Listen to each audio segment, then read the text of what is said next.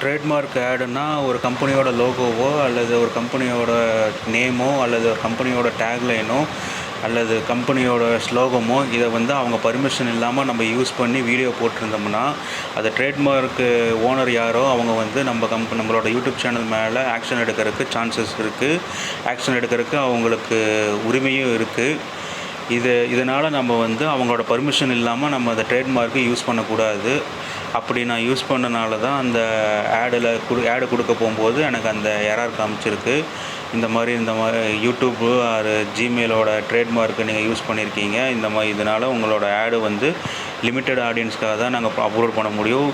அதனால் உங்களோட ஆடை வந்து நான் லிமிட்டட் ஆடியன்ஸோட தான் நான் அப்போ ஷோ பண்ண முடியும் அப்படின்னு சொல்லியிருக்காங்க.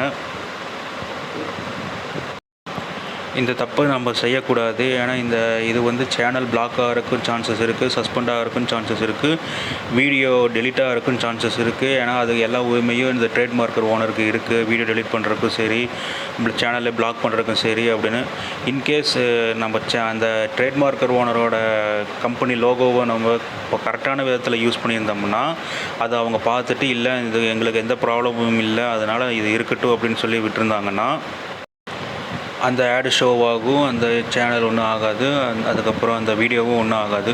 சப்போஸ் அவங்க வந்து அதுவே நம்ம தப்பாக விதத்தில் யூஸ் பண்ணியிருந்தோம்னா அவங்க பர்மிஷன் இல்லாமல் நம்ம அதை மார்க்கெட்டிங் பண்ணுறதோ இல்லை அவங்க பர்மிஷன் இல்லாமல் நம்ம சேல்ஸ் பண்ணுறதோ இல்லை அவங்க பர்மிஷன் இல்லாமல் தப்பான கருத்தை நம்ம சொல்கிறதோ இருந்தால் அவங்க வந்து உடனே வந்து ட்ரேட்மார்க் ஓனர் யாரோ அவங்க வந்து நம்மளோட சேனலோட அந்த வீடியோவுக்கு அவங்க வந்து காப்பிரைட்ஸ் கொடுக்க முடியும். காப்பிரைட்ஸ் மீன்ஸ் அந்த ட்ரேட்மார்க் ஓனரோட நான் தான் அப்படின்னு சொல்லிட்டு அந்த ஆடை வந்து ஸ்டாப் பண்ண முடியும்.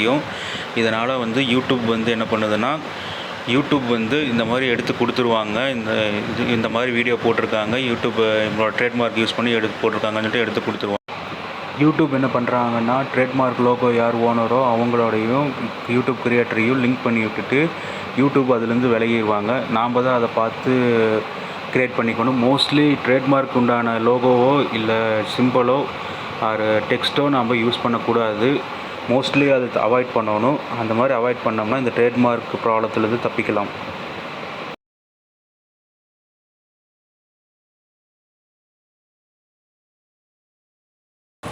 அதுக்கப்புறம் நான் என்னோடய எரரை சரி பண்ணிவிட்டு இந்த மாதிரி அவங்களுக்கு ரிப்ளை கொடுத்ததுனால இந்த மாதிரி தவறாக எதுவும் யூஸ் பண்ணல அப்படின்னு சொல்லிட்டு அவங்க அப்லோட் பண்ணாங்க. ஆனால் லிமிட்டட் ஆடியன்ஸை தான் அப்லோட் பண்ணாங்க. அதனால் எனக்கு கொஞ்சம் வியூஸில் கிடச்சிது.